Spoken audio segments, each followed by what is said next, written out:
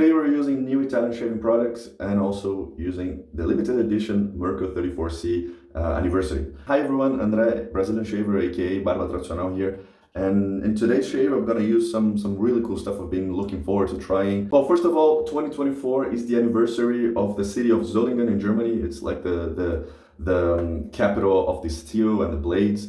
And many German brands are there regarded to shaving, blades, forging, knives, swords, blade making, razor making, straight razor making, everything related to that. And so Merco is located in Solingen as well, of course. And Merco has released the SG650. It's a limited edition Merco 34C. Basically, the technical specifications are the same in terms of gaps or weights and heights and etc. We can see on the top cap the logo, and it's a limited edition. It's a 650 units, and this is the number 229. So it is really cool. I mean, of course, it comes with the razor. This nice box. I like this this cardboard box. Though it's cardboard, it looks nice, and also it comes, which is very handy. Well, of course, you get your warranty, your limited edition, your card, authenticity, or your information card here. You get a Taka blades, and also you get this leather case, which is very useful for putting on your top kit, for bringing your razors anywhere else. So this is going to be the razor that I'm going to be using, and my dear friend Mattia from Italy, as also known as Lo Stregone della Barba. He is on YouTube, on Instagram, TikTok, Facebook. He does really cool content, not only on shaving but also beard care. He has cut his hair, he shaves his head, he's trimmed his beard, he shaved his beard off. I mean, he has had I think every hair or beard style that I've ever seen. He puts really cool content, and he has recently, well, this year, fairly recent, released some beard care products and shaving products. This one, for example, that I got is a set of, this is 2 aftershaves. The blue is the newest one, the blue and the Spectrum. The blue is more summery, springy, fresh scent. The Spectrum goes really well, I think, in autumn and colder weather, for example. Although, of course, you can use all year round. Today, I'm going to be using the Spectrum and also Odino. That's the shaving soap.